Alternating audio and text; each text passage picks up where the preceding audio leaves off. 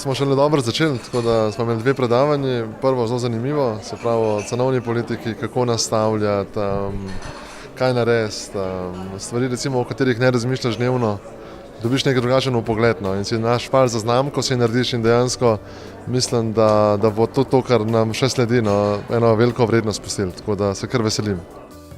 Glede na to, da je to moja prva prodajna konferenca, sem se marsikaj naučil, moram reči. Vedno sem se fokusirala na kvaliteto svoje storitve. Cena je bila zadnja stvar. Moje stranke so pa prodajniki. Takšen seminar je koristen za moj posel, pa tudi za razumevanje problemov in delovanja mojih strank. Ja, jaz sem v prodaji precej nova, tako da zame je v bistvu vse precej zahtevno in novo, tako da ta konferenca mi res dosti pomeni, zato ker slišim stvari, ki jih vem, ampak jih dejansko sploh ne registriram, tako da se mi zdi, da dejansko podčrtajo določene stvari, ki si jih moram bolj zapomniti in biti bolj pozorna nanje, in verjamem, da v nadaljnjem razvoju mojega produkta mi bo to zelo pomagalo. V bistvu sem iz manjšega podjetja, pa tukaj so bili pač taki večji primeri, ampak vsakem lahko nekaj najdeš tudi zase, da izkoristiš, tako da. Pri konferenci je sigurno dobro obnoviti znanja, kakšna spoznavanje ljudi, seveda pa tudi pristopov pri prodaji, ne glede na to, kateri dejavnosti si, je vedno dobro razumeti, kako ostali to počnejo. Vsi smatramo, da smo specifični v tem, kar delamo, ampak potem ugotoviš, da določena pravila seveda so enotna, veljajo za vse. In tak način praktičnih prenosov izkušenj mislim, da je najboljši na konferenci.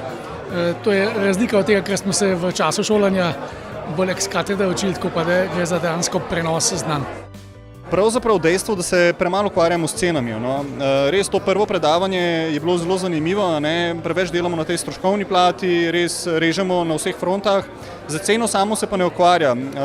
To smo tudi prepoznali znotraj lastnega podjetja, no? Na neki točki, in treba mogoče narediti push v smeri malo več spremljanja kupcev po eni strani, obnašanja, kako se odzivajo na cene in postavljanja cenovnih strategij.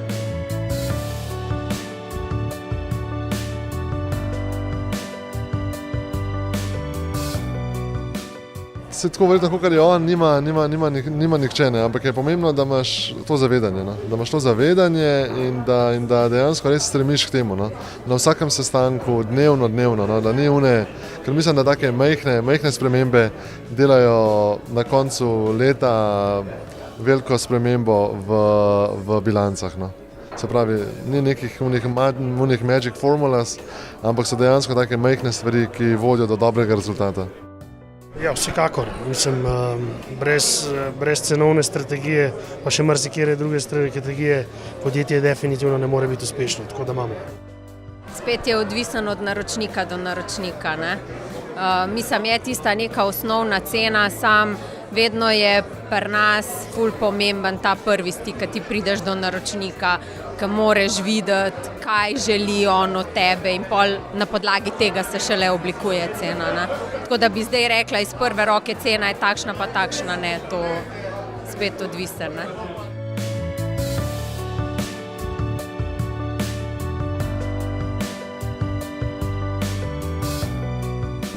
Za nas je usmeritev k izvozu, nenehen razvoj in pa vztrajanje na kvaliteti. To je za nas ključna stvar v vsej prodajni zgodbi. To so temelji, na katerih vztrajamo že vseh 35 let našega podjetja, in to bomo vztrajali še naprej. Prodajni cilji so zelo visoki, moram povedati.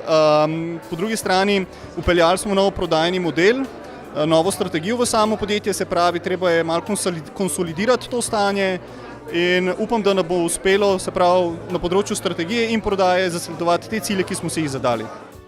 Prodajna hoda bi rekel, da res probamo narediti stranki maksimalno, kar se da, normalno s tem, da nam tudi nekaj ostane. Je vsaj potruditi prodajo, ne glede na to, da smo mlad startup. No, mi se ukvarjamo z zdravili različnega izvora, tako da smo, kar se tega tiče, majčkeno bolj zadržani.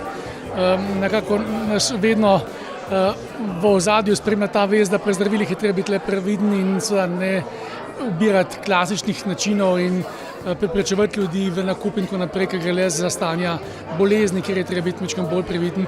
Veljajo določene etične norme, ki jih verjamem, drugje v prodaji morda ni potrebno toliko posebej sprejemati. Naš pristop vsekakor je vsebina v našem delu, v našem segmentu, skušati ljudi čim bolj osvestiti, da razumejo, kako lahko posegajo po naših izdelkih, zdravilih, a ne v lekarnah, kako si lahko s tem pomagajo, da skušamo tudi človeka o tem osvestiti, bolj izobraziti. In to mislim, da vedno šteje, da ljudje tebe ne vidijo kot nekoga, ki jim prodajaš to z željo, da nekaj kupijo, da ti prodaš, ampak da dejansko narediš nekaj, da jim služi dobro in da to počneš z lastnega prepričanja, tako kot je Simon Sinek rekel v svojih številnih predavanjih, razlog, zakaj to počneš, ne kaj počneš.